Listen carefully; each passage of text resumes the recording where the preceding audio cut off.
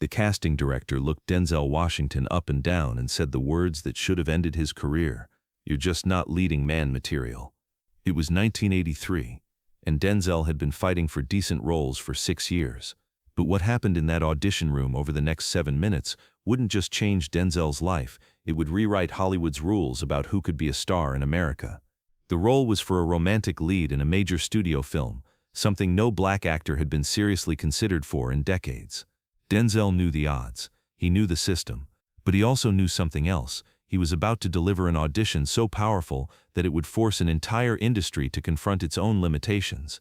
We've all been in that moment, sitting across from someone who has the power to change our lives, hearing them tell us we're not enough, not smart enough, not talented enough, not the right fit, that crushing feeling when your dreams meet someone else's narrow vision of what's possible.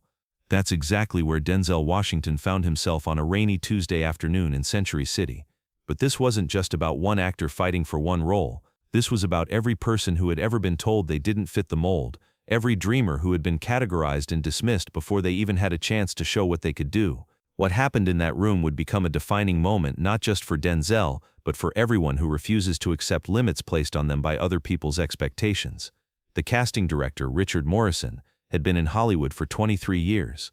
He had cast hundreds of films, discovered dozens of stars, and he thought he knew exactly what American audiences wanted to see on their movie screens.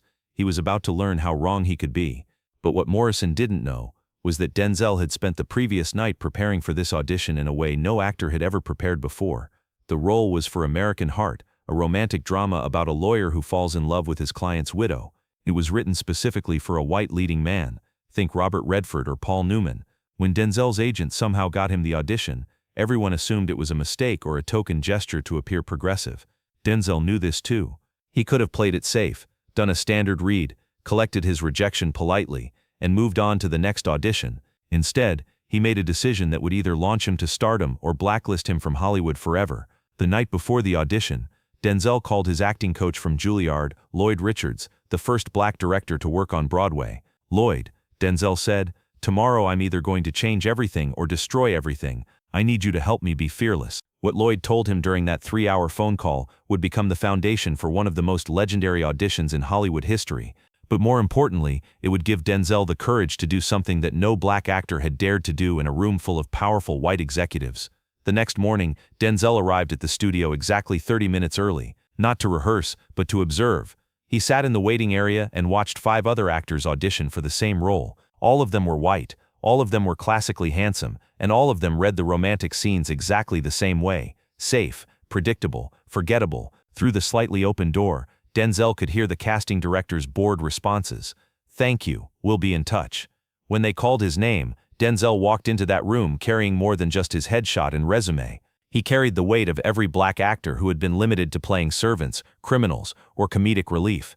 He carried the dreams of everyone who looked like him and wondered if they'd ever see themselves as the romantic lead on a movie poster. Richard Morrison looked up from his notes, clearly surprised. "Mr. Washington, I think there might be some confusion. This role is for—" "I know what the role is for," Denzel interrupted quietly. "I'm here to show you who it could be for." The producer, Janet Sterling, shifted uncomfortably in her chair. The director, Michael Ross, put down his coffee cup. Everyone in the room suddenly understood that they weren't about to witness a typical audition.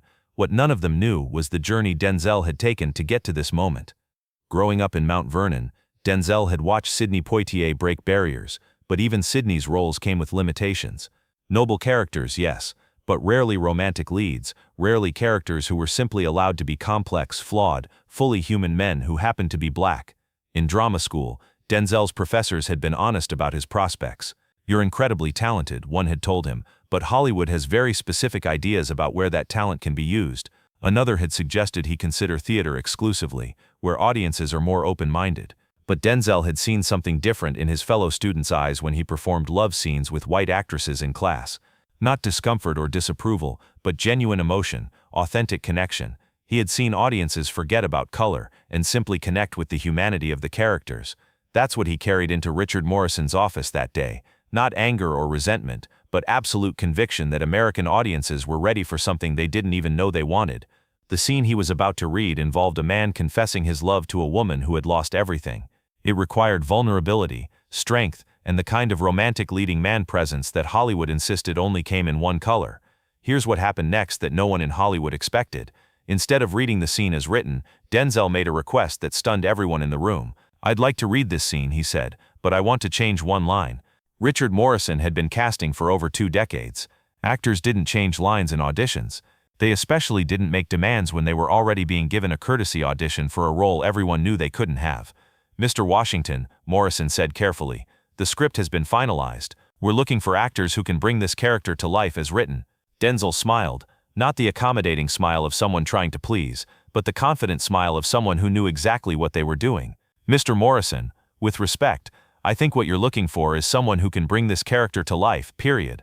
And sometimes that means showing you things about the character that even the writer didn't know." The audition reader, a young woman named Sarah, who had been doing this job for 3 years, later said that the energy in the room shifted completely. "It was like watching someone flip a switch," she remembered. Suddenly everyone was paying attention in a way they hadn't been all day. Michael Ross, the director, leaned forward. He had directed 7 films, but something about Denzel's presence made him feel like he was about to learn something new about his own story. "What line do you want to change?" Ross asked. What Denzel said next would become legend in Hollywood circles, but at the time it felt like career suicide. Denzel opened his script to the climactic love scene and pointed to one specific line. The original line was, "I know this is complicated, but I can't imagine my life without you." Standard romantic dialogue, safe and predictable. But Denzel had identified something deeper in the character, something that would make the scene about universal human connection rather than just romance. "I want to change it to, I know the world will have opinions about us, but I can't imagine my life without you," Denzel said. The silence in the room was deafening. With one proposed line change, Denzel had acknowledged the elephant in the room. That a black man loving a white woman on screen was still considered controversial in 1983, while simultaneously challenging everyone present to move beyond that limitation. Janet Sterling, the producer, felt her heart racing. This wasn't just an audition anymore, this was a moment of truth for everyone in the industry who had ever said audiences aren't ready, or it's not about race, it's about marketability. "Why that change?" she asked. Denzel looked directly at her. "Because pretending that the world doesn't have opinions doesn't make those opinions go away. But choosing love despite those opinions, that's what makes a hero worth watching." The audition reader, Sarah, was supposed to play the female lead in the scene. Later she would say that what happened next was the most powerful acting she had ever been part of, even though she was just reading lines. What Denzel did during the actual scene reading left the entire room speechless. When they began the scene, something extraordinary happened. Denzel didn't just deliver the lines, he transformed the entire context of the story. His performance was so authentic, so grounded in genuine emotion, that everyone in the room forgot they were watching an audition. The character was supposed to be a successful lawyer dealing with grief and complicated love. But Denzel brought layers that weren't in the script, a man who had fought for everything he had, who understood loss in ways that made his love more precious, who carried himself with the quiet strength of someone who had earned his place in the world. Sarah, reading opposite him, found herself actually responding to his performance rather than just delivering lines. "I felt like I was actually falling in love with this character," she later admitted. "It wasn't about the fact that he was black, or that I was white, it was about the fact that he made this fictional man so real that I couldn't help but respond to him as a human being." Richard Morrison had stopped taking notes. He was simply watching, mesmerized by an audition unlike any he had ever seen. But it was what happened during the scene's emotional climax that would be talked about in Hollywood for decades. During the most intense moment of the scene, Denzel broke character for just 2 seconds. The line was, "I love you and I know the world will have opinions about us, but I can't imagine my life without you." As Denzel delivered it, he looked directly into Sarah's eyes, and she later said she could see not just the character's love, but Denzel's own passion for breaking down barriers, for changing what was possible. But then, for just a moment, Denzel looked at each person in the room, the casting director who had dismissed him, the producer who had been skeptical, the director who had been curious. And in that glance, he communicated something that went beyond the audition. This is what American love stories could look like if you're brave enough to let them. Then he snapped back into character and finished the scene with such power that Sarah actually had tears in her eyes. When the scene ended, the room was completely silent for almost 30 seconds. Richard Morrison had been casting actors for 23 years, and he had never experienced anything like this. Michael Ross, the director, was the first to speak. "Mr. Washington, that was extraordinary. But it was Janet Sterling who said the words that would change everything. We need to talk about rewriting this script." But the real shock came when Denzel stood up to leave. Instead of the typical "thank you for your time" exit, Denzel paused at the door and said something that no actor had ever said in a Hollywood audition. I hope you'll consider what this story could mean to audiences who have never seen themselves as worthy of this kind of love." He wasn't being aggressive or demanding. He was simply stating a truth that everyone in the room knew but had never heard spoken aloud: that representation matters, that love stories have power, and that American audiences were ready for heroes who looked like all of America. As Denzel left, Richard Morrison turned to the others and said, "We have a problem." "What problem?" asked Michael Ross. "That was the best audition I've ever seen, and it just proved that every assumption we've made about casting has been wrong." But the real conversation happened after Denzel left the building. Janet Sterling made a phone call to the studio head that would either greenlight a revolutionary casting decision or kill the project entirely. The phone call that would determine Denzel's fate and Hollywood's future lasted exactly 18 minutes. Janet Sterling sat in her car in the studio parking lot, phone pressed to her ear, making the case for something that had never been done before. On the other end of the line was David Hoffman, the studio executive who would ultimately decide whether to take the biggest casting risk in modern Hollywood history. "David," she said, "we just found our leading man, but he's going to challenge every marketing assumption we've ever made." The studio had already invested $3 million in pre-production. They had distribution deals lined up. They had a marketing campaign planned around a traditional romantic lead. Changing course now would be expensive, risky, and unprecedented. But something about Denzel's audition had convinced everyone in that room that audiences were ready for something new, something real, something that reflected the America that actually existed outside of movie theaters. David Hoffman's response would either make history or become another story about the chances that Hollywood wasn't ready to take. What happened during that phone call would be kept secret for 15 years. Years later, Janet Sterling would reveal the conversation that changed Hollywood forever. David Hoffman had listened to her description of the audition, asked a few questions about budget implications and marketing concerns, and then said something that shocked her. "Janet, I've been in this business for 30 years, and I've been waiting for someone to be brave enough to tell me that we're ready for this. If you believe in this actor, if you believe in this story, then let's find out what American audiences really want to see." But there was a condition that would test everyone's commitment to this groundbreaking decision. The studio would move forward with Denzel as the romantic lead, but only if they could find a major female star willing to take the same risk. This was interracial relationships were still illegal in some states until While society had evolved, Hollywood had remained conservative about what it put on movie screens. Finding a respected white actress willing to play opposite a black romantic lead would be almost impossible. Janet Sterling hung up the phone knowing that Denzel's career and the future of casting in Hollywood now depended on finding an actress with courage to match his talent. The search for that actress would take 6 months and involve conversations that no one in Hollywood was prepared to have. The actress who finally said yes shocked everyone in the industry: Meryl Streep. She had just won her second Oscar and could choose any role in Hollywood. When Janet Sterling approached her about American Heart, Meryl read the script, heard about Denzel's audition, and said something that would be quoted for decades: "If we're going to tell love stories, let's tell them honestly." But Meryl had one condition of her own. She wanted to meet Denzel and do a chemistry read before committing, not because she doubted his talent, but because she understood that they would be pioneers together, and pioneers need to trust each other completely. The chemistry read took place on a closed set with only the director present. What happened during that session convinced everyone involved that they were about to make something special. Michael Ross later described it: "Watching Denzel and Meryl work together, you forgot about everything except the story they were telling. The characters loved each other, and that love was so authentic that everything else became irrelevant." The movie was greenlit with a budget of $12 million, modest by studio standards, but revolutionary in its implications. The real test came when the film was released, and the results shocked the entire industry. American Heart opened in February 1984 in limited release. The studio was nervous, unsure how audiences would respond to seeing Denzel Washington as a romantic leading man opposite one of Hollywood's most respected actresses. The first weekend numbers told a story that no one had expected. The film sold out in every theater where it played.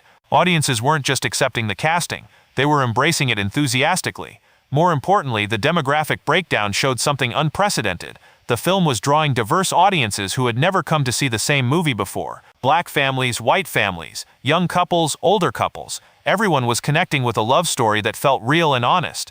Roger Ebert's review included this line: "Washington doesn't just prove that audiences are ready for black romantic leads, he proves that we've been missing something essential by not having them."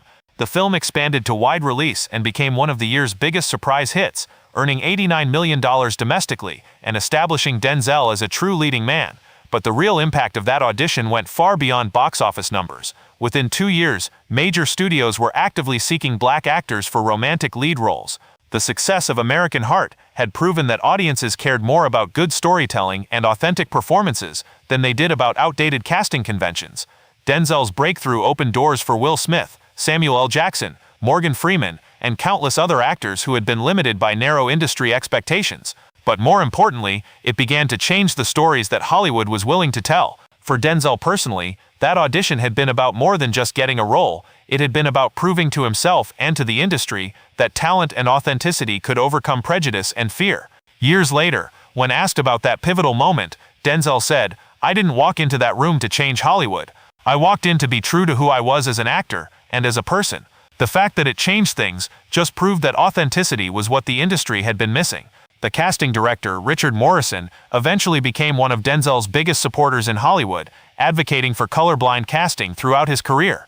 Today, that 7-minute audition is studied in film schools as a masterclass in courage and authenticity. The scene Denzel performed that day is now taught to acting students as an example of how to make bold choices that serve the story while staying true to yourself. But beyond the technical aspects of performance, it's remembered as a moment when one person's courage changed an entire industry's understanding of what was possible. American Heart won Denzel his first Golden Globe nomination and established him as a serious dramatic actor. But the real victory was cultural. The film proved that American audiences were ready for stories that reflected the full diversity of American experience. The ripple effects continue today. Every time a black actor is cast as a romantic lead, every time Hollywood tells a love story that crosses racial lines, every time an audience connects with characters based on their humanity rather than their color, it can be traced back to that Tuesday afternoon in 1983 when Denzel Washington walked into an audition room and refused to accept limitations. Denzel Washington's audition teaches us something profound about courage and the power of authentic self-expression. In our own lives, we all face moments when we're told we don't fit the mold, when we're asked to make ourselves smaller to fit into someone else's vision of what's possible. Denzel's story reminds us that the most powerful thing we can do in those moments is to show up fully as ourselves, with complete commitment to our own truth. That audition wasn't just about landing a role, it was about refusing to accept other people's limitations on his potential. It was about believing that his talent, his perspective, and his humanity were valuable enough to change minds and open hearts. The casting director who initially dismissed him later said, "Denzel didn't just audition for that role. He auditioned for the right to redefine what leading men could look like in America, and he nailed it." Today, when young actors face rejection or typecasting, when dreamers are told their aspirations are unrealistic, when anyone is asked to dim their light to fit into narrow expectations, Denzel's courage that day offers a powerful lesson. Sometimes the most revolutionary thing you can do is simply refuse to be anything less than completely authentically yourself. The boy from Mount Vernon who walked into that audition room didn't just win a role, he won the right to be seen as fully human, fully worthy, fully capable of carrying the dreams and stories that matter most. And maybe that's the most important victory of all, not just succeeding within the system, but expanding the system to include everyone who's ever been told they don't belong.